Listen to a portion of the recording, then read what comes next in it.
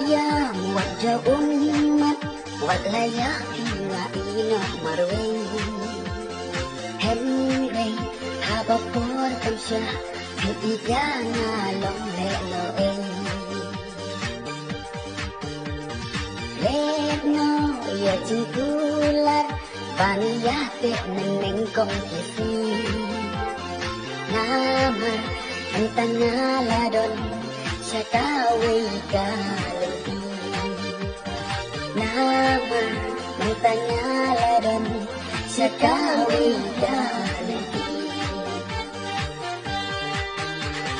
Hadeng bangam sampai perkan Ulok badung kuan ka Hajim lang riwang